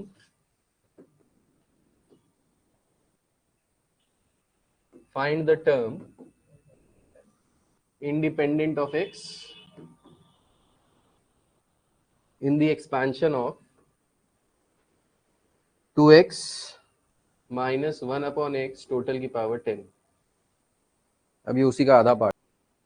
Find the term independent of x, तो इसको क्या करेंगे, सबसे पहले जनरल एक्सपेंशन लिखते हैं। तो ये हो जाएगा t are plus 1 is equals to 10CR x की power 10 minus r minus 1 by x की पावर r। ठीक, इंडिपेंडेंट ऑफ x, तो इसको एज इट इज लिखे रहने देते हैं 10CR 2 की power 10 minus R into X की power 10 minus R into minus 1 की पावर r इंटू एक्स की पावर माइनस आर। तो x की पावर r अगर आप नीचे लिखना चाहते हो नीचे लिख लो, ऊपर ले जाना चाहते हो ऊपर ले जाओ, कोई दिक्कत वाली बात नहीं है। ये सारी चीजें अब हमारे लिए फर्जी हो गई। हमारे लिए मेन चीज जो है वो बस x बचा। तो अगर इन दोनों को मल्टीप्लाई करेंगे तो x की पावर क्या आ जाएगा, जब बेस सेम होता है तो पावर्स ऐड होती हैं, तो ये हो जाएगा 10 माइनस 2r। ठीक, और ये जो है ये एज इट इज आ जाएगा 10cr इंटू 2 की power 10 minus r into X की power 10 minus 2r into minus 1 की पावर r। तो ये आ गया आपका जनरल एक्सपेंशन। अब यहाँ पे क्या कह रहा है, यहाँ पे कह रहा है is independent of x। Independent of x मतलब x की जो पावर होनी चाहिए वो क्या होनी चाहिए, 0 होनी चाहिए। So is independent of x, that means 10 minus 2r will be equal to 0। So r की वैल्यू यहाँ से क्या आ जाएगी, 5। सही आया आंसर। सो अगर r की वैल्यू 5 आ रही है तो वो कौन सा वाला टर्म होगा जिसमें इंडिपेंडेंट ऑफ x होगा, so that will be the 6th term. So the 6th term will be independent of x. So the 6th term will always. So देखिए बचपन में हमने एक फॉर्मूला पढ़ा था a प्लस बी का होल स्क्वायर पढ़ा था। ये फॉर्मूला क्या होता था, ये फॉर्मूला, so ये फॉर्मूला होता था a square plus 2ab plus b square. किताबों में ऐसे लिखा होता था, याद करते हैं हम लोग a square plus b square plus 2ab इस तरीके से। ठीक है, इसके बाद अगर इसी चीज की अगर हम पावर 1 कर दें, a प्लस बी टोटल की पावर 1, तो यहाँ पे क्या आ जाएगा, a प्लस बी टोटल की पावर अगर 1 कर दें तो क्या आ जाएगा, a प्लस बी। और अगर a प्लस बी टोटल की पावर 0 कर दें तो क्या आ जाएगा, 1। ओके, a प्लस बी का होल क्यूब कर दें तो क्या आ जाता है, a cube plus 3a square b plus 3ab square plus b cube. Correct. अगर a प्लस बी टोटल की पावर 4 कर दें तो क्या आएगा। अब यहां पे क्वेश्चन मार्क आ जाता है क्योंकि सर हमने तो क्यूब तक के फॉर्मूले पढ़े हैं, ये पावर 4 वाले फॉर्मूले हमने नहीं पढ़े। ठीक, पर हम इसको आराम से निकाल सकते हैं। कैसे निकाल सकते हैं, a plus b into a plus b का होल क्यूब कर देंगे तो आ जाएगा, मल्टीप्लाई करना पड़ेगा आ जाएगा। या a प्लस बी का whole square into a plus b का होल स्क्वायर, दोनों को आपस में मल्टीप्लाई कर दें, a square plus b square plus 2ab, a square plus b square plus 2ab दोनों को आपस में मल्टीप्लाई कर दे तो भी आ जाएगा। ठीक है, ये भी आप निकाल सकते हो। लेकिन अगर हम इसी को ऐसे कर दें a प्लस बी की पावर 99, अब बताओ, तो अब तुम लोग कहोगे कि सर मजाक कर रहे हैं आप। ठीक, ये 99 वाला हम नहीं निकाल पाएंगे। लेकिन अब इस तरीके के अगर कोई पार्ट आए, इस तरीके के हमको क्वेश्चंस मिले जहां पे हमको a प्लस बी की पावर 99, a प्लस बी का क्यूब, a प्लस बी की पावर 4, a प्लस बी की पावर 99, अब इसको कैसे निकालेंगे, तो यहाँ पे ये दिक्कत आती है। तो इसको सॉल्व करने के लिए एक थ्योरम है, उस थ्योरम को हम लोग कहते हैं बाइनोमियल थ्योरम, छोटे में हम लोग लिखेंगे उसको एज बीटी। ठीक, बाइनोमियल थ्योरम, राइट। अब समझिएगा, इसको अगर हम थोड़ा सा जनरलाइज तरीके से समझें तो हमको क्या समझ में आ रहा है यहाँ पे, तो a प्लस बी की पावर 0 जो है, जब पावर 0 है तो आउटपुट आ रहा है 1। जब पावर 1 है तो आउटपुट में हमको 2 एक्सप्रेशंस मिल रहे हैं। जब पावर 2 है तो आउटपुट में हमको 3 एक्सप्रेशंस मिल रहे हैं। जब पावर 3 है तो आउटपुट में हमको 4 एक्सप्रेशंस मिल रहे हैं, 1 2 3 4। तो जब पावर n होगी तो आउटपुट में कितने नंबर ऑफ एक्सप्रेशंस मिलेंगे, n plus 1 number of expressions. तो इस चीज को आपको लिखना है, याद करना है। इस पे क्वेश्चन आते हैं, आपसे डायरेक्टली पूछेगा कि बताइए कितने एक्सप्रेशंस आएंगे। तो अगर पावर n है तो n प्लस 1 एक्सप्रेशंस आपको मिलेंगे। ठीक है, अगर पावर n है, if the power is n, then the number of expressions will be n plus 1। ठीक, पहली चीज, ये चीज हमको यहां से जनरलाइज फॉर्म में समझ में आई। हमने जनरलाइज किए सारी चीजें और फिर उसके बाद हमने जब लिखा तो हमको ये चीज समझ में आई। अच्छा भाई, पहली चीज हो गई। दूसरी चीज, अब दूसरी चीज अगर यहां से निकालें तो हाँ, एक चीज और समझने वाली बात है। देखिए क्या हो रहा है, हर केस में जैसे a प्लस बी का होल स्क्वायर है तो इसमें क्या हो रहा है, जो फर्स्ट टर्म है उसमें पावर जो है वो n के बराबर है। ठीक है, मैक्सिमम पावर है। फिर जैसे ही आगे बढ़ते हैं और यहां पे अगर देखें तो यहां पे b की पावर 0 है क्योंकि something to the power 0 is 1। ठीक, तो हम लोग ये भी लिख सकते हैं b की पावर 0।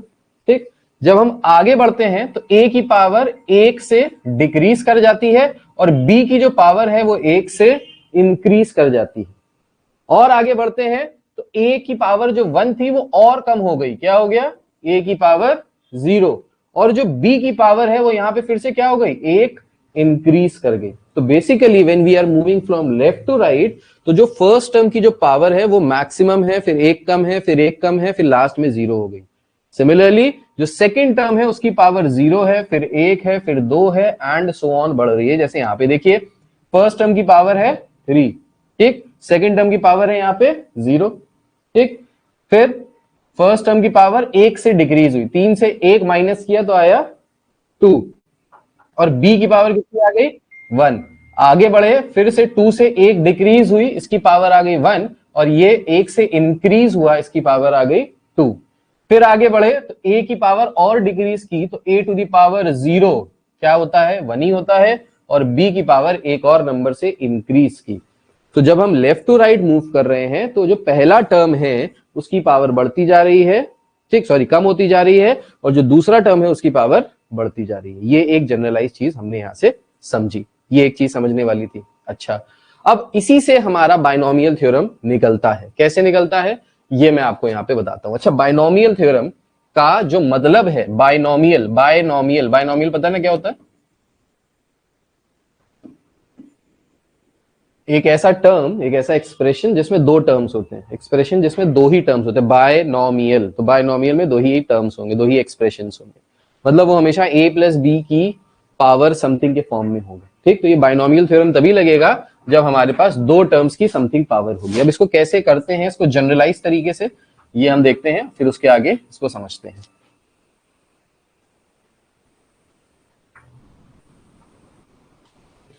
तो इसका जो जनरल फॉर्मूला होता है वो होता है a प्लस बी की power n is equals to n c zero a की power n plus n c one a की power n minus one b की power 1 plus n c two a की power n minus two b की power 2 plus n c three a की power n minus three b की power 3 up to n c n b की power n।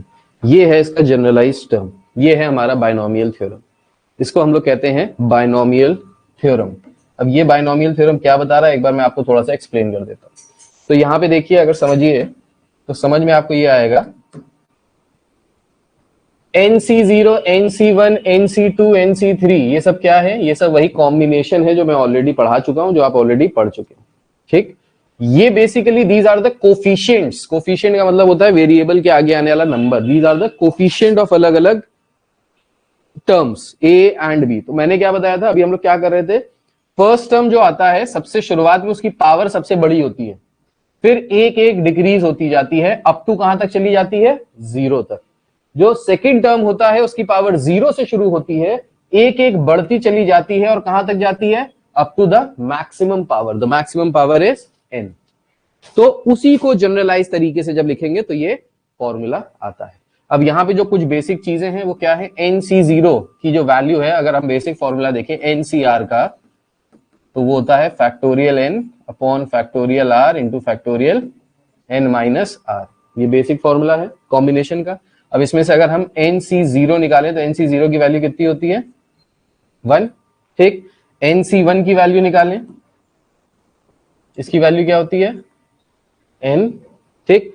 और NCn की value निकालें तो इसकी वैल्यू क्या होती है, 1, ठीक। और एक फॉर्मूला और पढ़ा था, NCR is equal to NCn minus r। तो ये जो बेसिक फॉर्मूले पढ़े थे, ये बेसिक फॉर्मूले आपको यहाँ पे फिर से काम आएंगे, तो इन बेसिक फॉर्मूलों को आप लिख लीजिए अगर आप लिखना चाहें तो। आपको क्वेश्चन मिलेगा, लेट्स से 1 प्लस एक्स की पावर 5, आपसे पूछेगा यहाँ पे बताइए नंबर ऑफ टर्म्स कितने आएंगे यहां से, जब इसको एक्सपैंड करेंगे then find the number of terms. तो नंबर ऑफ टर्म्स कितने आ जाएंगे, 6 आ जाएंगे। n प्लस 1 का फॉर्मूला लगाएंगे तो यहां से क्या आ जाएगा, 5 plus 1 that is equals to 6, ठीक है। तो नंबर ऑफ टर्म्स अगर इसको हम एक्सपैंड करते हैं तो क्या आएगा, 6, ठीक। एक और क्वेश्चन देखिए, 1 माइनस 3 अपॉन एक्स टोटल की पावर 11। अब यहाँ पे आपसे पूछा 12, 11 प्लस 1 करेंगे 1 माइनस एक्सपेंशन तो जब हम इसका एक्सपेंशन करेंगे तो हमको ये आउटपुट इसका एक्सपेंशन करना है। ये चीज अगर आपको क्लियर हो गई है तो आपको ठीक बाइनोमियल। तो यहाँ पे ध्यान से देखिएगा 1 माइनस एक्स की पावर 4 का एक्सपेंशन कैसे करेंगे, या पहले इजी करते हैं 1 प्लस एक्स की पावर 4 का एक्सपेंशन करना यूजिंग बाइनोमियल। क्या बात है, class test using binomial theorem कैसे करेंगे 1 प्लस एक्स की पावर 4 का? तो सबसे पहले आ जाएगा खत्म हो गया, ऑनलाइन मत परेशान करो। 0 फर्स्ट टर्म है 1 इसकी power 4 plus 4c1 first term की power 4 minus 1 that is 3, second term की पावर 1 प्लस, और इसके बाद नेक्स्ट क्वेश्चन 4c2 इस नेक्स्ट क्वेश्चन फर्स्ट टर्म की power 4 minus 2 1 minus second term की पावर 2 टोटल की पावर 4 4c3 फर्स्ट टर्म की पावर टोटल 4 माइनस 3 इसका करके बताइए क्या आ रहा है, सेकेंड टर्म की power 3 plus 4c4 second term की पावर 4 क्योंकि फर्स्ट टर्म की पावर 0 हो जाएगी। ठीक, ये है हमारा बाइनोमियल थ्योरम जो मैंने ऊपर यहाँ पे लिखा हुआ था।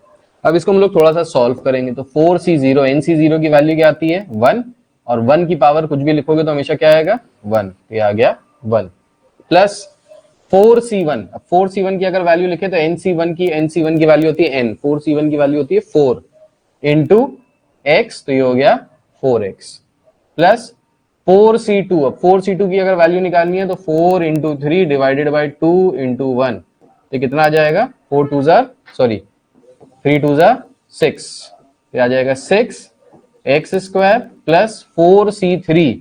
तो 4c3 लिखो या 4c1 लिखो, बात एक ही है, और 4c1 की वैल्यू 4 होती है, तो 4c3 की वैल्यू आ गई 4x क्यूब प्लस 4c4 की वैल्यू होती है 1 इंटू एक्स की पावर 4। तो ये आ गया हमारा फाइनल आंसर आफ्टर एक्सपेंशन। तो जब हम इसका एक्सपेंशन करेंगे तो हमको ये आउटपुट मिलेगा। ये चीज अगर आपको क्लियर हो गई है तो आपको बाइनोमियल थ्योरम क्लियर हो गया। बताइए भाई। सब्जेक्ट्स का क्लास टेस्ट था बैक टू बैक, क्या बात है भाई। क्लास टेस्ट शाम को ले रहे हैं स्कूल वाले, ऑनलाइन ले रहे हैं क्या? कह दो अब तो कोविड खत्म हो गया, अब तो ऑनलाइन मत परेशान करो।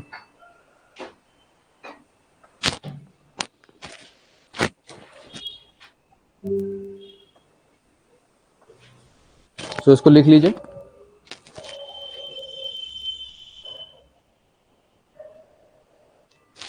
और इसके बाद नेक्स्ट क्वेश्चन मैं आपको दे रहा हूं, इस नेक्स्ट क्वेश्चन को आप अपने आप करिए और बताइएगा आंसर क्या आ रहा है। 1 माइनस एक्स टोटल की पावर 4,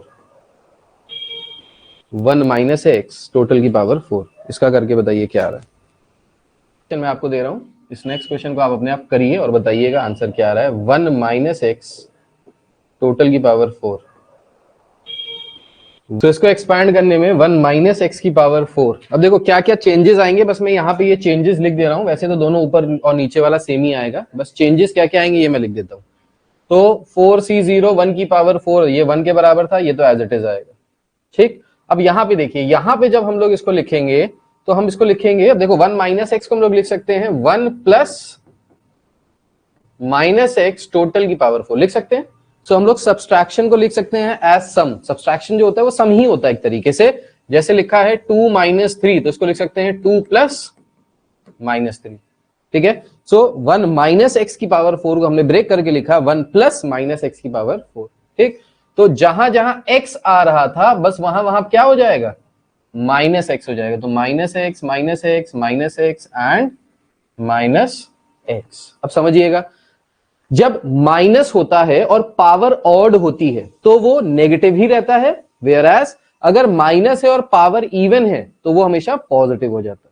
ठीक, तो नेगेटिव कहां कहां पे आएगा, एक ये वाला टर्म नेगेटिव आएगा क्योंकि यहां पे पावर ऑड है, और एक ये वाला टर्म नेगेटिव आएगा क्योंकि यहां पे पावर ऑड है। बाकी सारे टर्म्स क्या रहेंगे, पॉजिटिव ही रहेंगे। तो हमारा जो आउटकम आएगा वो क्या आ जाएगा, वो आएगा 1 minus 4x plus 6x square minus 4x cube plus x to the power 4, ये आ जाएगा। बताइए, इसमें किसी को कोई शंका, कोई आपत्ति, कोई प्रॉब्लम तो बताइए। क्लियर है? ठीक, तो जब भी आपको माइनस वाला करना है तो बस क्या करो, उसको प्लस इंटू माइनस कर दो और फिर उसको सॉल्व कर लो, बस यही करना है, इससे ज्यादा कुछ नहीं करना। ठीक है, अब क्वेश्चन में आपसे ये भी पूछ सकता है कि इन दोनों का सम करके बताओ, 1 प्लस एक्स की power 4 plus 1 minus x to the power 4, इसका सम करके बताओ। तो इन दोनों का सम क्या आएगा? तो इसके लिए हम क्या कर रहे हैं, देखिए यहां पे समझिएगा, जो ऑड वाले टर्म्स है वो नेगेटिव हो गए, जो इवन वाले टर्म्स है वो ऐड हो जाएंगे। तो होगा क्या, देखिए ऑड वाले टर्म्स से कैंसिल आउट हो जाएंगे, ठीक, और जो इवन वाले टर्म्स है वो क्या हो जाएंगे, 2 टाइम्स मल्टीप्लाई हो जाएंगे। मतलब जो आंसर आएगा वो आ जाएगा 2 प्लस 2, अगर कॉमन ले लें, 2 अगर कॉमन ले लें तो इवन वाले टर्म्स, तो इवन वाला टर्म, पहला इवन वाला टर्म क्या है, 1 plus 6x square plus x to the power 4। तो ये आ जाएगा इसका सम। जनरल तरीके से एक चीज समझनी है तो ये समझ सकते हैं कि अगर a प्लस बी की पावर n है प्लस a माइनस बी की पावर n है, तो यहां से जो आउटकम आएगा वो क्या आएगा, 2 टाइम्स इवन टर्म्स का सम, 2 टाइम्स इवन टर्म्स का सम, ठीक। अच्छा, एक और चीज, अगर आपसे पूछे कि बताइए इसमें नंबर ऑफ टर्म्स कितने होंगे, how many number of terms, how many expressions will be there in this term, तो इस टर्म में कितने एक्सप्रेशंस होंगे बताइए। इनको हम ऐड कर रहे हैं, तो ऐड करने पे हो क्या रहा है, जो ऑड वाले टर्म्स है वो कैंसिल आउट हुए जा रहे हैं और इवन नंबर वाले टर्म्स आ रहे हैं। मतलब आधे टर्म्स जो है वो कैंसिल हो जा रहे हैं। कितने टर्म्स आ रहे हैं, आधे टर्म्स आ रहे हैं। तो अगर n को हम एक्सपैंड करें, अगर पावर n है तो टोटल नंबर ऑफ टर्म्स कितने आते हैं, n+1, और उसमें से कितने टर्म बच रहे हैं, आधे। So that means total number of terms कितने आ जाएंगे, n+1/2, ठीक है। तो ये हमने क्या किया, ये हमने जनरलाइज किया चीजों को, ठीक। तो जनरलाइज करके हमने लिखा कि अगर a प्लस बी की पावर n है प्लस a माइनस बी की पावर n है, तो उस केस में जो नंबर ऑफ टर्म्स हमारे पास निकल के आ रहे हैं वो कितने निकल के आ रहे हैं, n+1/2। आधे टर्म्स कट गए, जो आधे टर्म्स बचे तो n+1 आउटकम आना चाहिए था, n+1 में से आधे चले गए तो अब divided by 2, x square plus 3/x total की पावर 4 को, इसको एक्सपैंड करिए और बताइए क्या आएगा, x, तो x square plus 3/x total की पावर 4, तो सबसे पहले आ जाएगा 4c0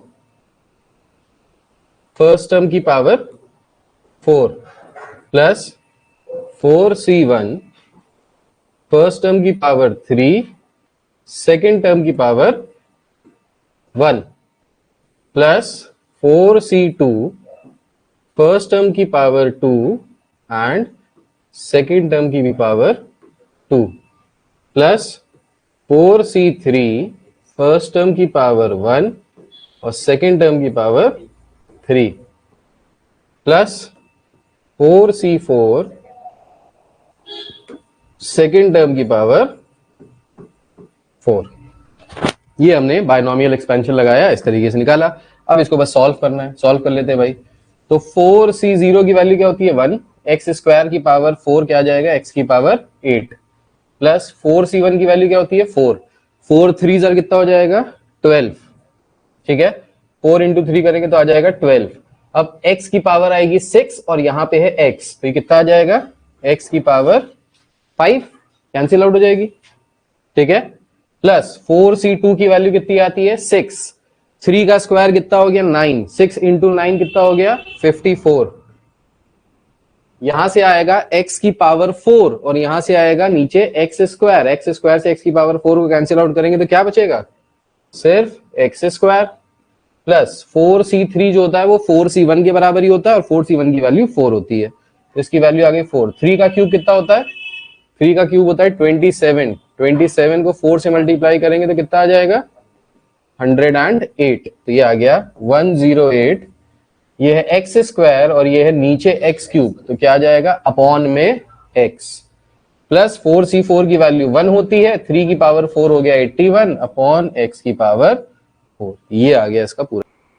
2/x minus x upon 2 total की पावर 5, बताइए इसका आंसर क्या आ रहा है। इसको एक्सपैंड करेंगे तो क्या आ जाएगा, ये आ जाएगा 5c0 2/x की पावर 5 प्लस लिखिए या माइनस ही कर देते हैं डायरेक्ट, 5c1 2/x की पावर 4 x बाई 2 की पावर 1। अब यहाँ पे माइनस था तो इसलिए मैंने माइनस डायरेक्ट बाहर कर दिया, ठीक है। प्लस 5c2 2 बाई एक्स की पावर 3 इंटू एक्स बाई 2 का whole square plus 5c3 2 by x का स्क्वायर, यहाँ प्लस नहीं आएगा, यहाँ माइनस आएगा, इंटू एक्स बाई 2 का whole cube plus 5c4 2 by x into x by 2 की power 4 minus 5c5 x by 2 की पावर 5, ठीक। फिर इसको आप लोग फर्दर सॉल्व कर लेंगे, 5c3 5c0 5c1 5c2 इन सब की वैल्यू निकालेंगे और इनसे आपका आंसर आ जाएगा, ठीक है।